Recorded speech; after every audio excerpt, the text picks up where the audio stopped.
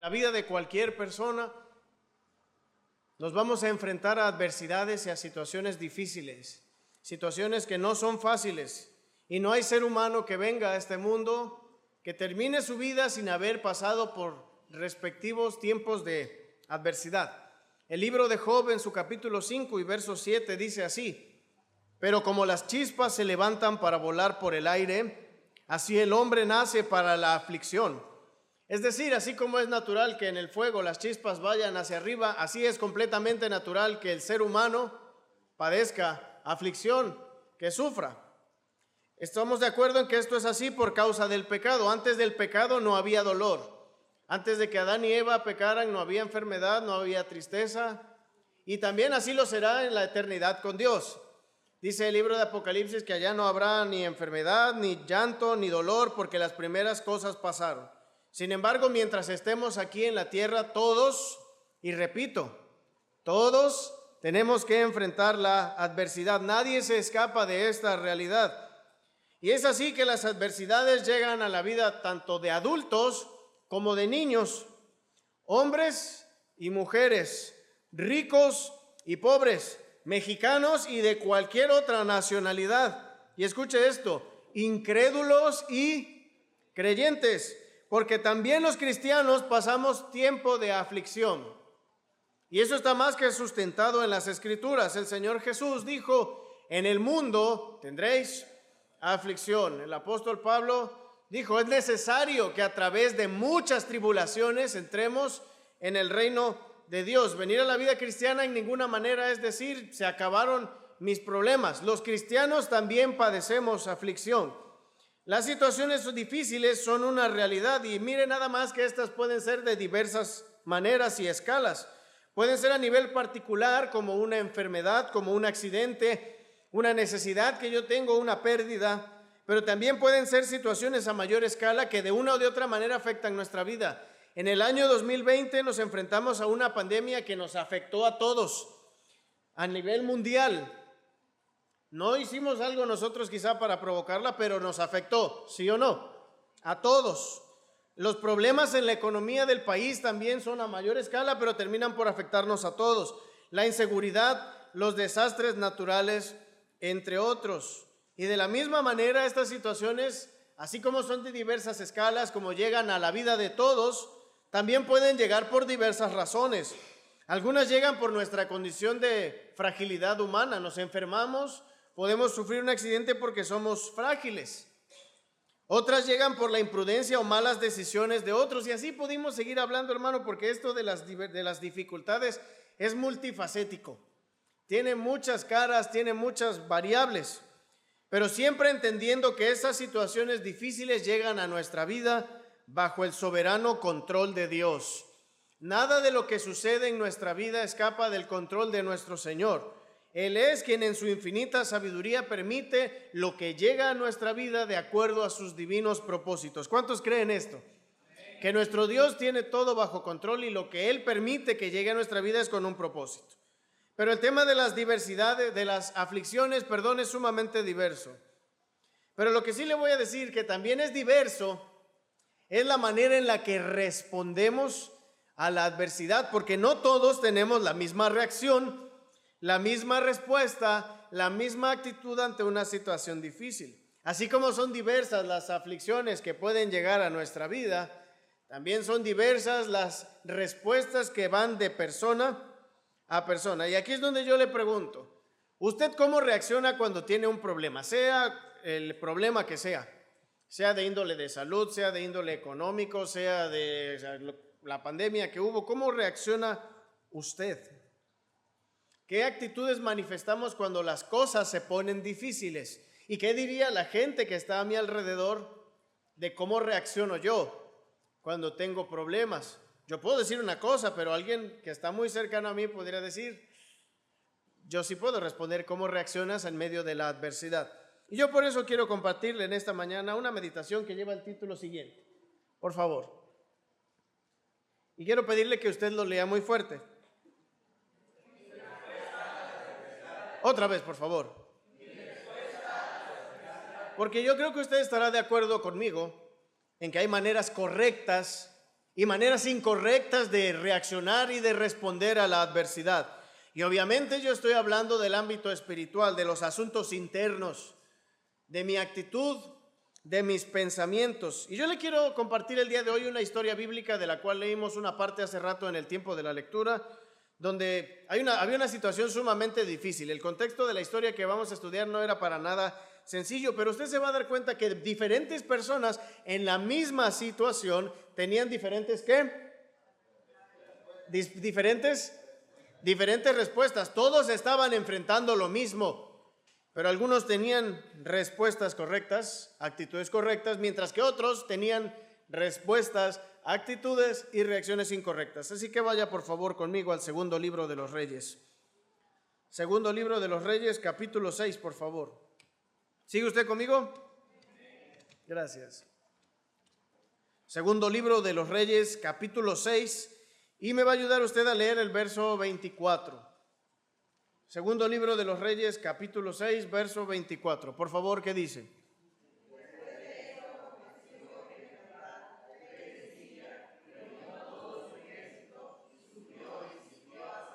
Otra vez, por favor, un poquito más fuerte, ¿qué dice?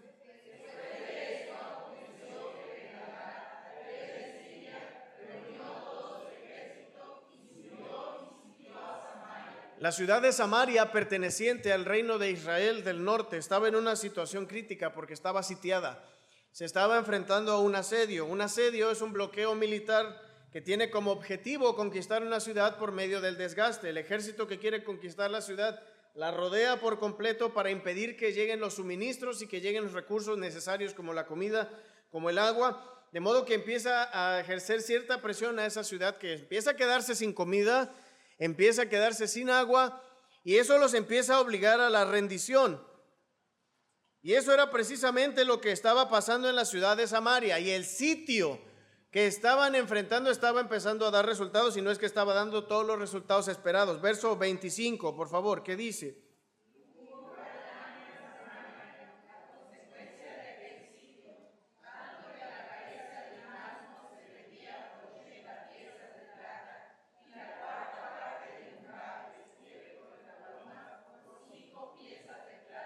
Dice, y hubo gran hambre en Samaria, y era tal el hambre que había en la ciudad que la cabeza de un asno era vendida por casi 1 kilogramo de plata.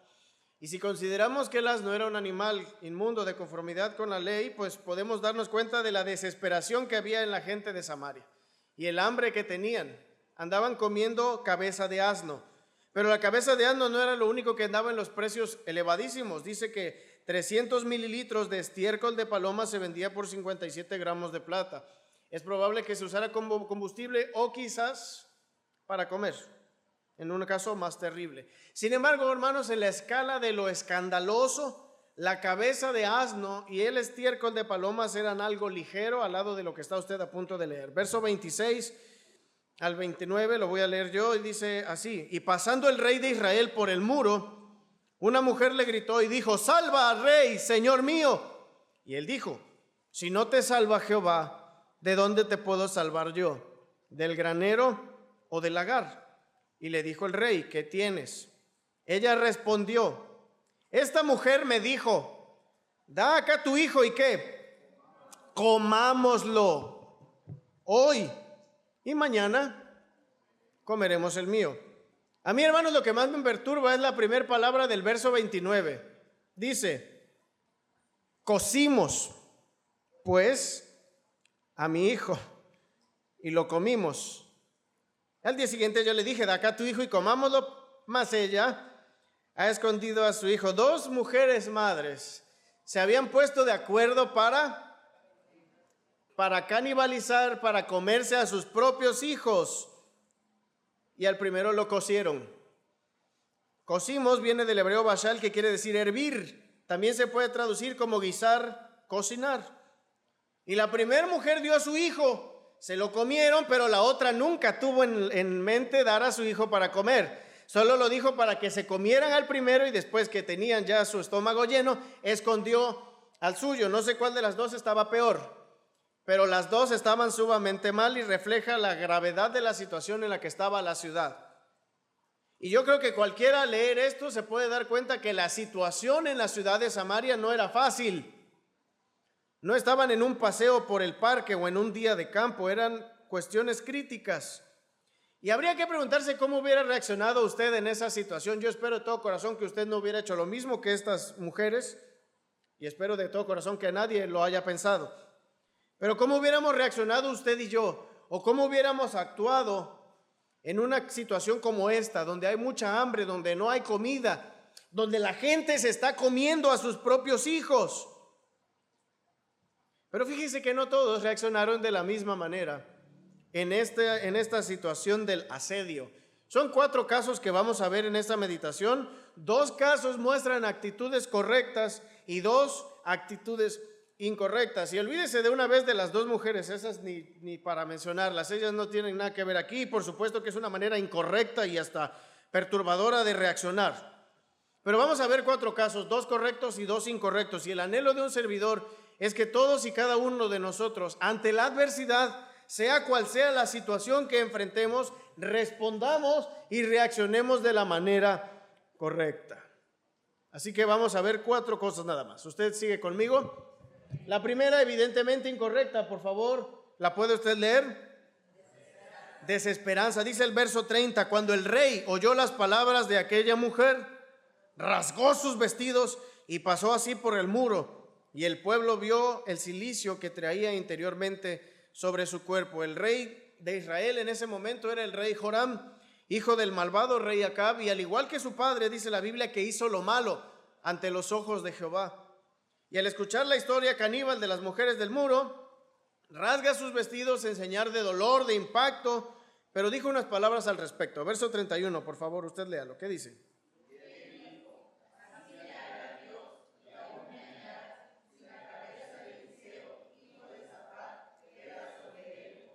Por alguna razón que no se expresa aquí, Joram pensaba que el culpable de aquella situación era el profeta Eliseo. Quizá porque Eliseo era quien Dios había usado para hacer milagros anteriormente, y pues Joram dijo, de seguro esto lo está provocando Eliseo. Como años atrás la sequía de los tiempos de Acab había sucedido porque ¿quién oró para que no lloviera? ¿Se acuerda? El profeta Elías. Entonces quizás, no lo dice la Biblia, quizá Joram dijo, pues vamos a cortarle la cabeza a Eliseo. Quizá él es el que está provocando eso. Verso 32. Y Eliseo estaba sentado en su casa, y con él estaban sentados los ancianos, y el rey envió a él un hombre. Mas antes que el mensajero viniese a él, dijo él a los ancianos, ¿no habéis visto cómo este hijo de homicida envía a cortarme la cabeza? Mirad pues, y cuando viniera el mensajero, cerrad la puerta e impedidle la entrada. No se oye tras él el ruido de los pasos de su amo. De alguna manera que no se explica aquí, Dios le reveló a Eliseo que el rey Joram iba por él para cortarle nada más y nada menos que la cabeza. Y obviamente Eliseo le dijo, no lo dejen pasar. Y verso 33, aún estaba él hablando con ellos, y he aquí el mensajero que descendía a él, y dijo, ciertamente este mal de Jehová viene. ¿Para qué he de esperar más a Jehová? Esas frases que llevó el mensajero venían del corazón del rey Joram, y son las palabras, léalas conmigo nuevamente, ciertamente este mal de Jehová viene.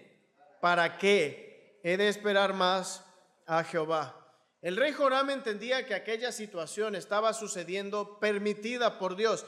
Sin embargo, pensaba en ello de una manera fatalista y desesperanzadora.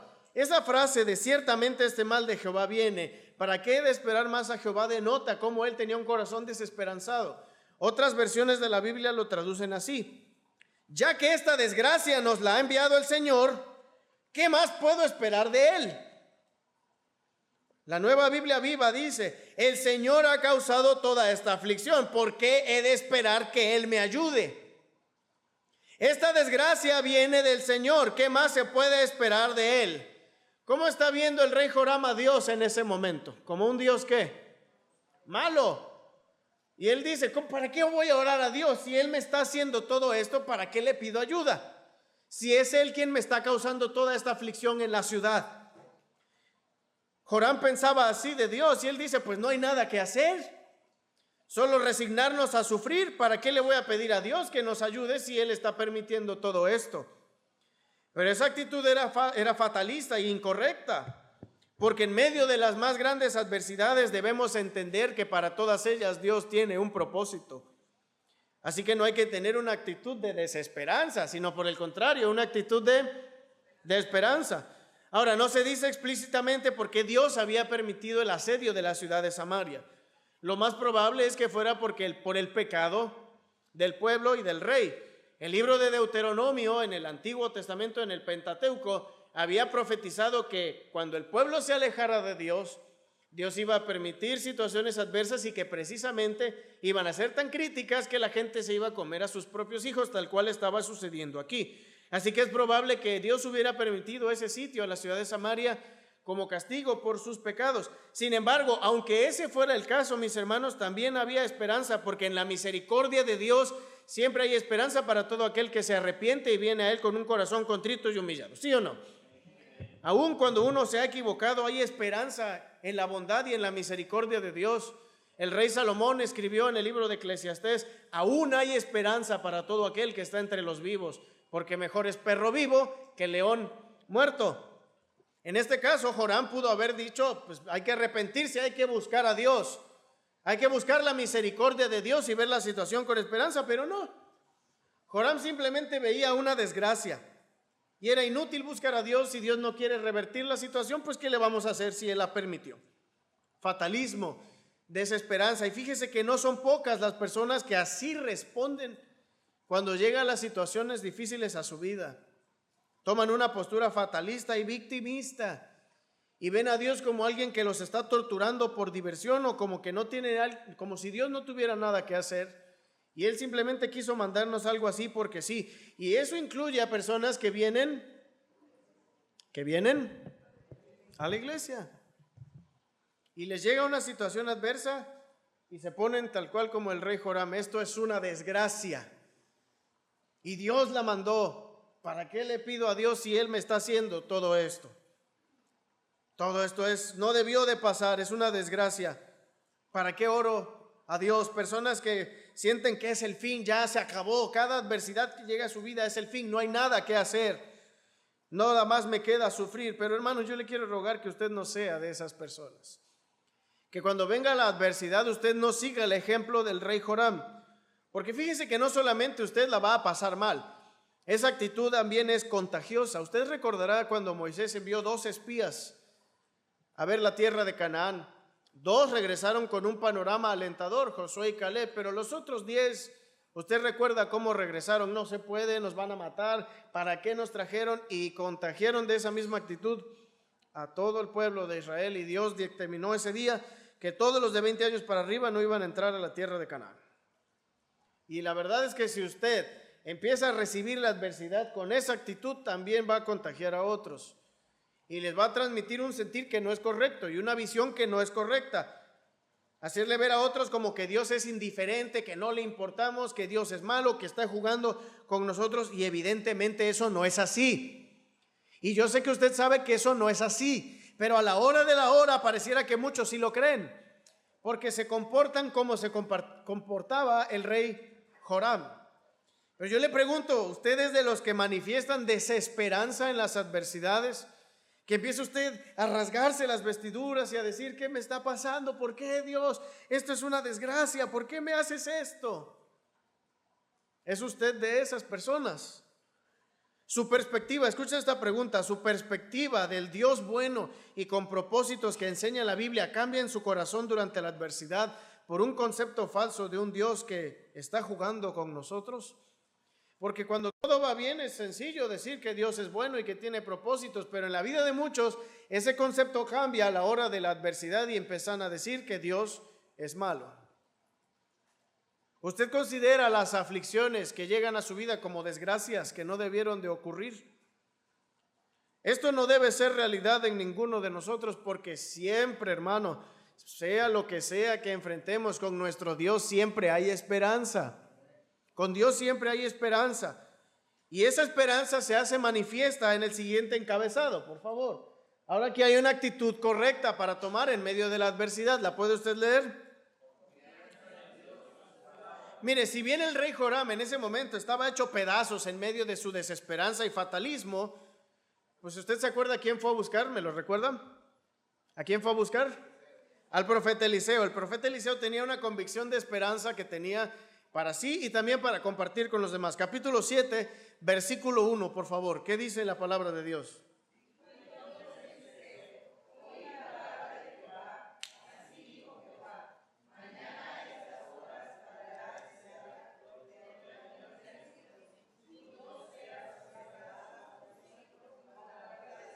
Dijo entonces Eliseo: oíd palabra de Jehová. Así dijo Jehová: mañana a estas horas valdrá el seah de flor de harina a un siclo, y 2 seas de cebada a un siclo a la puerta de Samaria. En un momento no detallado en la narración bíblica, Dios le reveló al profeta Eliseo que al día siguiente, no estamos hablando de un mes, de un año, al día siguiente iba a haber un cambio tremendo en los precios. Mire, el seah de flor de harina, esto es 8 litros de flor de harina, valdrían 11.4 gramos de plata, muchísimo más barato de lo que en ese momento costaba el estiércol de palomas. Con 11 gramos de plata al día siguiente iban a comprar un montón de flor de harina, y con eso para ese momento no le alcanzaba ni para el estiércol de palomas. Por el mismo precio de 11 gramos iban a poder comprar cebada, 16 litros. Era una profecía que estaba diciendo, hermanos, que para el día siguiente, ¿qué iba a pasar con el hambre? Se iba a terminar para el día siguiente. Y mire, no solamente estaba diciendo que ya no iba a haber hambre. Ese último párrafo, en esa última parte de la profecía, decía que esos precios se iban a encontrar a la puerta de Samaria. Eso indicaba que el asedio de los sirios se habría terminado, porque en la puerta era donde se llevaba a cabo el comercio y los negocios. Si había un asedio, no se podían llevar negocios en la puerta de la ciudad, pero Dios a través de Eliseo estaba anunciando que al día siguiente ya iba a haber comercio e iban a haber negocios en la puerta de la ciudad. Ahora, humanamente, eso era imposible. Eso no podía pasar. Pero Eliseo no lo estaba diciendo de sí mismo. ¿Quién estaba anunciando eso? Dios. Y si Dios lo estaba diciendo, hermanos, era porque así iba a pasar. Porque dice Lucas 1:37, nada hay imposible. ¿Usted lo cree? Para Dios no hay nada imposible. Así que si había una promesa como esa, ¿por qué habría uno que vivir en desesperanza?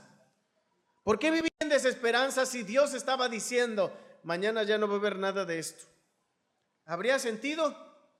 Dígame usted, ¿habría sentido de sentirse como Joram en fatalismo? Eliseo no estaba en esa actitud porque él confiaba en Dios y en lo que él había dicho. Y aunque humanamente se veía difícil o imposible que así sucediera, Eliseo sabía que Dios tenía poder para cumplir sus promesas y su palabra. Y alguien podría decir, bueno, pero pues Eliseo se lo decía a Dios, o sea, literalmente a Eliseo le dijeron, pues ya mañana se acabó. A mí no me dice Dios que mañana se van a acabar mis problemas. Hermanos, tal vez nosotros no escuchemos lo que Eliseo escuchó y de la manera que Eliseo lo escuchó, pero nosotros tenemos muchas promesas en este bendito libro, en la palabra de Dios, y tienen el mismo poder que la promesa que escuchó Eliseo.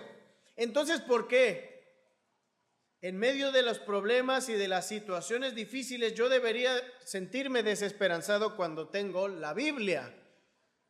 Cuando tengo las promesas de Dios. Usted me acaba de decir que no había sentirse desesperanzado en el sitio. Si Dios ya le había dicho que al día siguiente se acababa el hambre, entonces ¿por qué en medio de las adversidades yo me debo de sentir desesperanzado si tengo las promesas de la palabra de Dios? ¿Tiene sentido? ¿Hay motivo para estar desesperanzado? No, hermanos, no lo hay. Sea que atravesemos una enfermedad, la pérdida de un empleo, la pérdida de un ser querido, una problemática nacional o internacional, las promesas de Dios siguen vigentes. Y Dios es fiel para cumplirlas. Y aunque humanamente parezca imposible que no pueden suceder, van a suceder. Porque si Dios dijo que lo va a hacer, lo va a hacer, hermano. Dios no es hombre para que mienta, ni hijo de hombre para que se arrepienta. Mire, el Señor ha prometido diciendo, y sabemos que a los que aman a Dios, todas las cosas les ayudan a bien. Y aunque humanamente yo no puedo entender cómo lo que me está pasando va a servir para un bien, yo lo creo. Y si Dios lo dice es porque así es. No tengo por qué sentirme desesperanzado, porque Dios ya me ha dicho que eso va a obrar en un bien para mí. ¿Usted lo cree? Sí lo cree, ¿verdad, hermano? No hay motivo para estar desesperanzado. Mire lo que dice otra promesa del Señor: por cuanto en mí ha puesto su amor, yo también lo libraré. Le pondré en alto por cuanto ha conocido mi nombre. Me invocará y yo le responderé. Con él estaré yo en la angustia, lo libraré y le glorificaré, lo saciaré de larga vida y le mostraré mi salvación. Yo puedo estar tranquilo, contento en medio de la adversidad, porque Dios dice que Él va a estar conmigo. Con él estaré yo en la angustia, dice aquí el Salmo 91. Me invocará y yo le responderé. Podemos orar a Dios y Él nos contesta. ¿Por qué vivir en desesperanza si tengo las promesas de Dios? Mas buscad primeramente el reino de Dios y su justicia, y todas estas cosas os serán añadidas. Yo puedo confiar, mi hermano, que si mi Dios es el primer lugar en mi vida, venga lo que venga, Él me va a suplir. Él me va a dar para lo que yo necesito. Y mire, incluso ante lo más grande que nos puede pasar, la muerte de un ser querido o nuestra propia muerte, dice la Biblia, porque si creemos que Jesús murió y resucitó, así también traerá Dios con Jesús a los que durmieron en Él. Aún perdiendo a alguien, no hay motivos para sentirse desesperanzados, porque Cristo ha prometido que cuando Él venga, los que murieron en Él van a resucitar. ¿Usted lo cree? Siempre hay esperanza, porque nosotros tenemos a Dios y sus promesas. Ni en la enfermedad, ni en los peligros, ni ante la misma muerte nos debemos de sentir desesperanzados, porque tenemos a Dios por Padre y Él cumple todo lo que promete. Así que, mi hermano, esta es una manera correcta de responder a la adversidad: confiar en Dios y en sus promesas, de manera que ni siquiera un asedio donde no hay comida es motivo para desesperanzarse cuando hay promesas de Dios de por medio, tal cual era en el caso del profeta Eliseo. Así que yo le quiero preguntar si usted trae a su mente y corazón las promesas de Dios en medio de los problemas. Cuando usted está pasando una enfermedad, cuando tiene usted una pérdida, una situación compleja, si usted lo primero que trae a su mente son las promesas de Dios, va usted a la Biblia, canta usted alabanzas que le recuerdan lo que Dios le ha prometido, o no viene usted a su corazón las promesas de Dios. ¿Usted cree que Dios es fiel? ¿No tiene usted ninguna duda de que Dios cumple sus promesas? Entonces, ¿por qué a veces actuamos como si no contáramos con Dios y como si Él no nos hubiera hecho promesas ya en su bendita palabra? Hay algo que hay que analizar. Si yo me siento desesperanzado, es porque no estoy confiando en Dios ni en sus promesas. Y si es así, es porque en nuestro corazón ha ganado terreno una actitud incorrecta que constituye el tercer encabezado. Por favor, ¿cuál es? ¿Otra vez? Si a pesar de tener las promesas de Dios, yo en medio de la adversidad me siento desesperanzado y angustiado sobremanera, no es porque no conozca las promesas de Dios. La mera verdad, ¿cuál es? No las creo. Versículo 2, por favor. Hay una persona que así respondió en el sitio de Samaria. Capítulo 7, verso 2 dice: y un príncipe sobre cuyo el brazo el rey se apoyaba, respondió al varón de Dios y dijo: si Jehová hiciese ahora ventanas en el cielo, ¿sería esto así? Otra vez, ¿qué dijo ese hombre? Si Jehová hiciese ahora ventanas en el cielo. Cuando Eliseo dijo que al día siguiente se iba a acabar el hambre y que los precios iban a estar súper padrísimos, ese príncipe que estaba ahí básicamente le dijo a Eliseo: eso no puede pasar ni aunque Dios abra ventanas en los cielos. Básicamente dijo: eso que está diciendo Dios no lo puede hacer. El hambre no se va a terminar. Realmente no hay mucho que explicar aquí, hermanos. La promesa se dio, pero este hombre simplemente mostró que eso no va a pasar. Eso que tú estás diciendo que Dios va a hacer, ni aunque Dios abra una ventana en el cielo, ¿Quién te va a creer eso?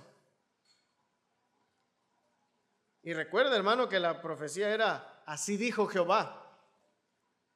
Y hermanos, eso constituyó una gravísima ofensa delante de Dios, porque escuche, dudar de las promesas de un Dios que no miente y que es fiel, es el equivalente a tratarlo ¿de qué? De mentiroso. Y no es así. La epístola a los Hebreos dice que es imposible que Dios mienta, por lo tanto, dudar de Él es grave. Y por esa actitud incrédula se dictó juicio sobre el príncipe. Mire lo que le respondió Eliseo, versículo 2, después de que el príncipe mostró su incredulidad. Eliseo dice, y él dijo, he aquí tú lo verás con tus ojos. Pues le dijo Eliseo, pues sabes que tú vas a ver con tus ojos cómo se cumple, pero no lo vas a disfrutar, porque no le creíste a Dios. Ay, hermanos, ¿cómo hace enojar la incredulidad a Dios? A Dios no le gusta la incredulidad. Mire, cuando Israel no creyó que Dios los iba a meter a la tierra prometida y decían, ¿para qué nos trajo Dios aquí a que nos muramos en el desierto, para que nos maten los gigantes? Dios dijo, ¿hasta cuándo me ha de irritar este pueblo? ¿Hasta cuándo no me creerán con todas las señales que he hecho en medio de ellos? Y Dios los castigó de 20 años para arriba, no entran a la tierra de Canaán. Así como dijeron que iban a morir en el desierto, en este desierto van a caer sus cuerpos, porque no me creyeron.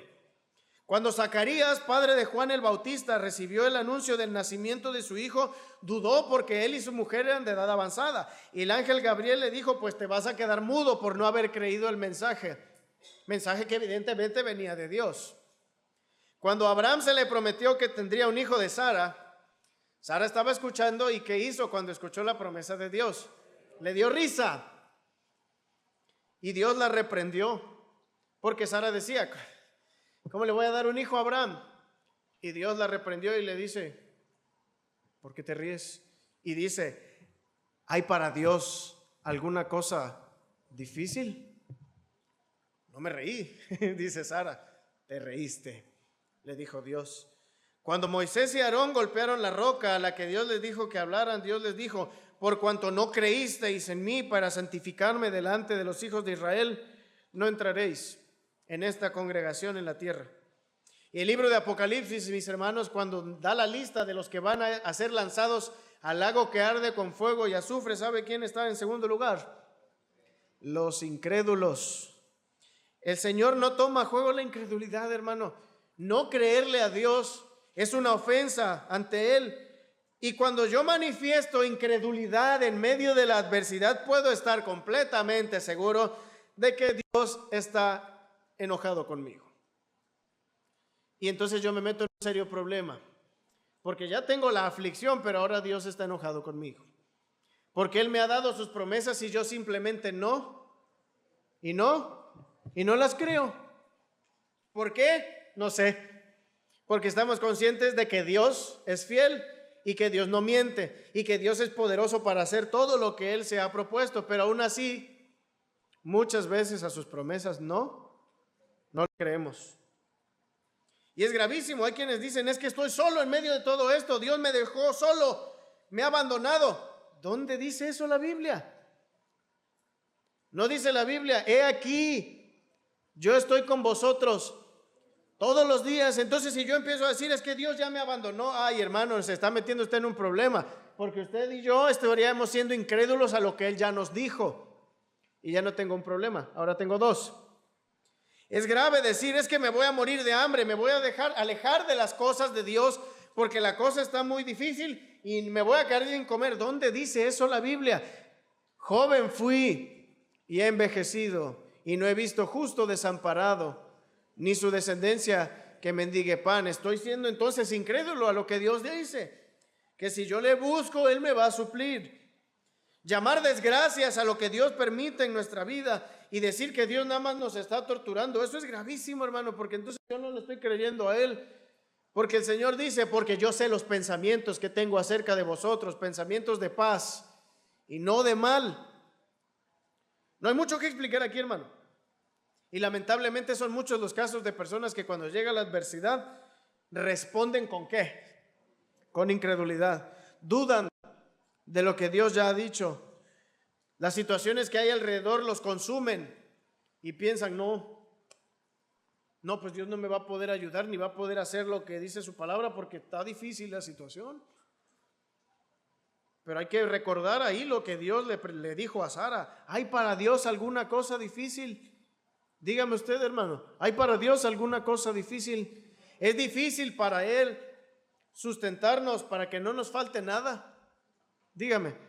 ¿Es difícil para Él renovar nuestras fuerzas, como lo dice el libro de Isaías, en medio de cualquier cosa que enfrentemos? ¿Es difícil para Él algo? ¿Por qué entonces tendríamos que dudar? ¿Por qué tendríamos que vivir aterrados o desesperanzados? No hay lugar, no debería más bien de haber lugar para la incredulidad. Y yo le pregunto, ¿alguna vez usted ha sido incrédulo? ¿Ha dudado usted cuando están las adversidades y alguien le dijo, hermano, ánimo, acuérdate que la Biblia dice así, y usted por dentro dijo, como el príncipe que estaba allí, ni aunque Dios abriera ventanas en los cielos? ¿De verdad usted cree que Dios no le puede ayudar o sostener en medio de lo que está usted atravesando? Hay que replantearse si realmente le creemos a Dios, si realmente creemos lo que dice su palabra. Porque a veces sí, nos sabemos mucha Biblia, nos sabemos muchas promesas, nos sabemos muchos textos, pero no los creemos. Y por eso estamos perdiendo el control y estamos todos desestabilizados en la adversidad porque no le creemos a Dios. Hay que creerle a Dios, Él no miente, Él es fiel y cada promesa, a nadie le ha faltado Dios con las promesas que le ha hecho, tampoco será usted. Créale al Señor. Y número 4, termino con esta. Ayudar a otros. Esta evidentemente es una manera correcta de responder a la adversidad. Ya vimos, bueno, esta ya es la cuarta. A ver, ayúdame a recordar. ¿Cuál es la primera? Desesperanza. ¿Esa es correcta o es incorrecta? Completamente incorrecta. La segunda, confiar en Dios y en su palabra. Evidentemente eso es correcto. La tercera es incredulidad, evidentemente incorrecta. Y finalmente hay que responder en la adversidad, fíjese, ayudando a otros. Verso 3, dice la Biblia, había a la entrada de la puerta 4 hombres leprosos, los cuales dijeron el uno al otro, ¿para qué nos estamos aquí hasta que muramos? Si tratáremos de entrar en la ciudad, por el hambre que hay en la ciudad, moriremos en ella. Y si nos quedamos aquí, también moriremos. Vamos pues ahora y pasemos al campamento de los sirios. Si ellos nos dieren la vida, viviremos. Y si nos dieren la muerte, moriremos. Usted sabe que los leprosos tenían que vivir apartados en el exilio a causa de su muy contagiosa enfermedad. Y a la entrada de la ciudad, afuera, obviamente estaban estos 4 hombres y dijeron, si nos metemos a la ciudad, nos vamos a morir de hambre. Si nos quedamos aquí, nos vamos a morir. Si vamos con los sirios, a lo mejor nos dejan vivir. Pero si nos matan, es igual, de todos modos nos vamos a morir. Entonces, si aquí hay un chancecito de vivir, pues vamos. Y esa fue la reflexión de los leprosos, ¿no? No sé si usted hubiera pensado lo mismo, pues ya que no. De todos modos me voy a morir y si acá tengo chance, pues vamos para allá. Y allá fueron. Verso 5 dice, se levantaron pues al anochecer para ir al campamento de los sirios. Y sorpresa, y llegando a la entrada del campamento de los sirios, no había allí nadie. ¿Y por qué no había nadie? Verso 6, porque Jehová había hecho que en el campamento de los sirios se oyese estruendo de carros, ruido de caballos y estrépito de gran ejército. Y se dijeron unos a otros, he aquí el rey de Israel ha tomado a sueldo contra nosotros a los reyes de los heteos y a los reyes de los egipcios para que vengan contra nosotros. Y así se levantaron y huyeron al anochecer, abandonando sus tiendas, sus caballos, sus asnos y el campamento como estaba, y habían huido para salvar sus vidas. ¿Sí o no, hermano, que no hay nada difícil para Dios? Y Dios hizo que de manera milagrosa los sirios escucharan un ruidajal, decimos por acá, de un gran ejército, y estos dijeron, no, el rey de Israel ya se alió con los, que dice aquí, con los heteos, los egipcios, vámonos. Y se fueron, pero nada más con lo que traían encima. Todo lo demás, ahí se quedó. ¿Quién se encontró con todo eso? Y fíjense, hermano, estamos hablando de un campamento que rodeaba toda una ciudad. Imagínense un campamento lleno de cosas del tamaño de una ciudad. Se encontraron con alguito ahí, más o menos los leprosos, se encontraron con mucho. Verso 8. Cuando los leprosos llegaron a la entrada del campamento, entraron en una tienda y comieron y bebieron y tomaron de allí plata y oro y vestidos. Y fíjese, y fueron y vueltos, entraron en otra tienda y de allí también tomaron y fueron y lo escondieron. O sea, llegaron y primero se dieron el festín, comieron. De ahí dijeron, pues, ¿qué hacemos? Vamos a empezarnos a abastecer. Empiezan a agarrar oro, plata y ya es mucho. Vamos a esconderlo. Y fueron a esconderlo. Y regresaron y volvieron a ir a esconder. Estaban pero con todo. Básicamente en medio de hambre llegaron a Altabrisa. Pasaron primero al Chedraui Selecto a comer todo lo que pudieran. Y de ahí se fueron a dar una vuelta por Liverpool y todas las tiendas. Y como no les cabía todo, pues fueron a dejar un poco y de ahí regresaron. Estaban pero al millón los leprosos. Sin embargo, mire el verso 9. Luego se dijeron el uno al otro. Esa frase, hermano, para mí es sumamente valiosa. Luego se dijeron el uno al otro. Otra vez. Luego se dijeron el uno al otro. No estamos haciendo. ¿Por qué? Hoy es día, dice, de buena nueva y nosotros callamos. Y si esperamos hasta el amanecer, nos alcanzará nuestra maldad. Vamos pues ahora, entremos y demos la nueva. ¿Qué es lo que ellos se dieron cuenta que estaban haciendo mal, hermanos? Los leprosos. Oye, nada más estamos pensando en nosotros. La gente en Samaria se está muriendo de hambre y nosotros aquí haciendo nada más nuestro guardadito. Y llegaron a la conclusión, dice, si nosotros seguimos haciendo esto, dice, nos alcanzará nuestra... ¿Cómo consideraban ellos el no ayudar a los demás? Maldad. Maldad, hermano. No querer ayudar a otros es maldad. Ellos entendían que su deber era ir a la ciudad y decirles, hey, acá hay comida, acá hay ropa, acá hay oro, acá hay plata y hay para todos. Y hermanos, entendemos, con todo eso la economía se podía restaurar tal cual Dios lo había prometido.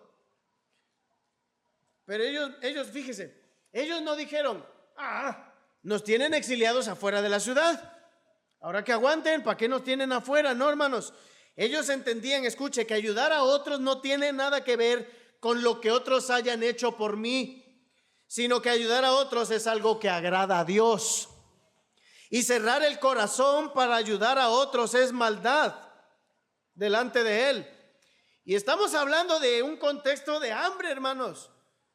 Ellos estaban igual o peor que los de la ciudad porque tenían la misma hambre, la misma sed, pero tenían lepra.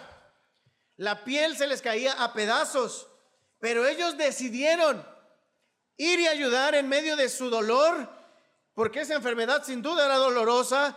En medio de su escasez, ellos dijeron, tenemos que ayudar a los demás. Si no lo hago, me va a alcanzar mi maldad. Verso 10. Vinieron pues y gritaron a los guardas de la puerta de la ciudad y les declararon diciendo, hey, nosotros fuimos al campamento de los sirios y aquí que no había allí nadie, ni voz de hombre sino caballos atados, asnos también atados y el campamento intacto. Los porteros gritaron y lo anunciaron dentro en el palacio del rey. Verso 15, me brinco hasta el 15. Y ellos fueron y lo siguieron hasta el Jordán. Y he aquí que todo el camino estaba lleno de vestidos y enseres que los sirios habían arrojado por la premura. Y volvieron los mensajeros y lo hicieron saber al rey. Entonces el pueblo salió y saqueó el campamento de los sirios. Y fue vendido un seah de flor de harina por un siclo y 2 seahs de cebada por un siclo, conforme a la palabra de Jehová. La profecía que Dios había dado, ¿se cumplió? Sí, se cumplió. ¿Y a quiénes usó Dios para cumplir esa promesa de abundancia? A 4 hombres leprosos que decidieron ayudar a los demás, aún en medio de su enfermedad y de estar en la condición de escasez. ¿Sabe qué quiere de usted, mi hermano, y de mí, nuestro Dios? Que incluso en medio de la adversidad, incluso en medio de grandes problemas, en nuestro corazón haya una disposición ¿a qué? ¿A qué, perdón? A ayudar a otros.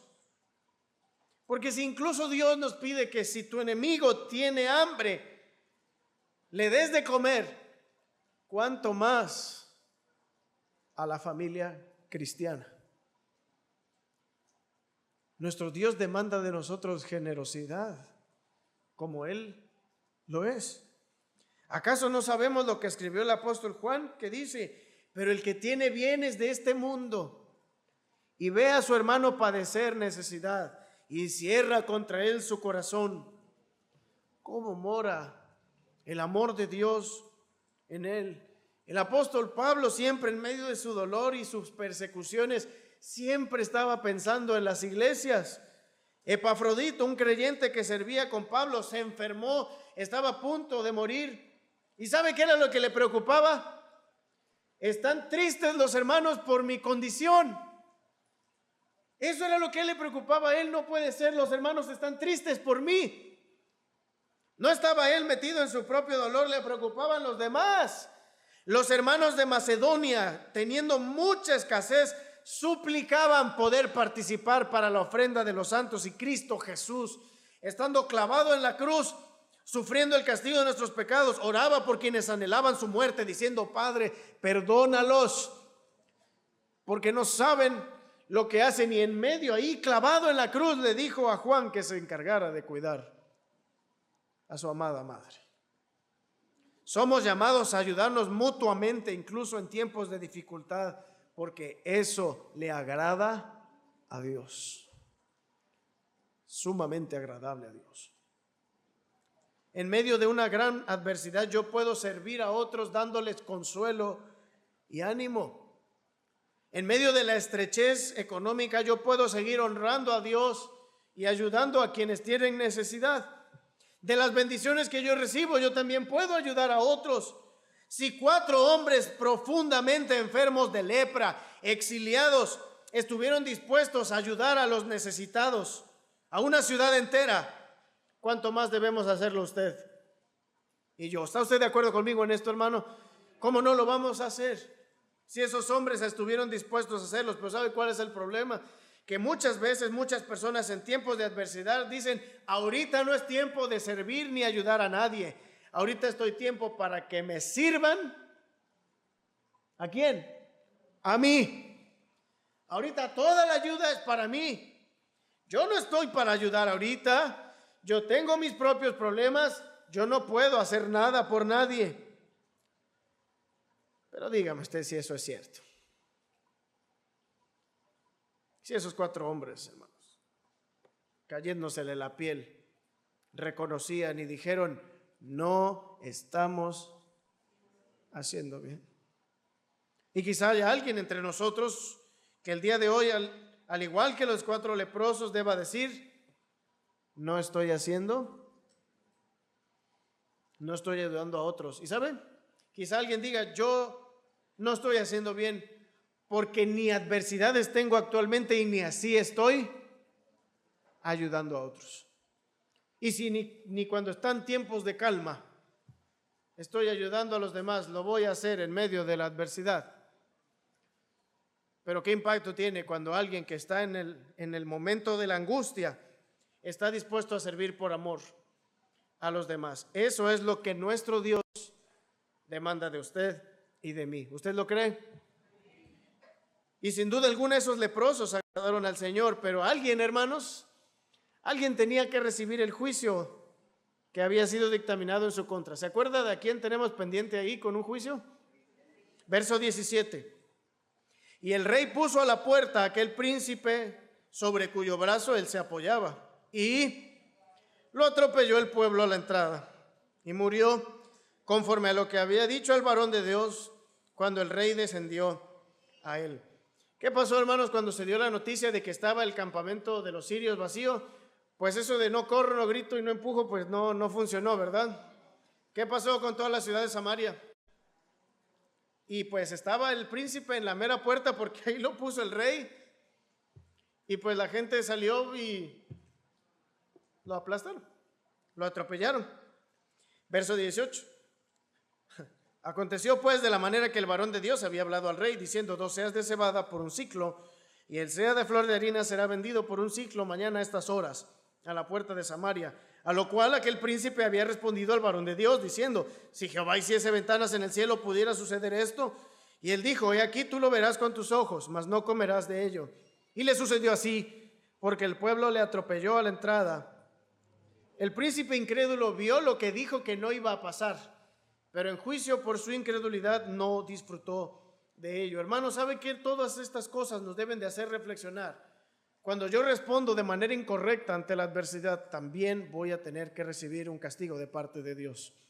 Así como cuando yo respondo de la manera correcta a la adversidad, Dios recompensa, Dios bendice y Dios se agrada, también se desagrada y castiga a quienes responden de la manera incorrecta. Así que termino, por favor, nuevamente con el título.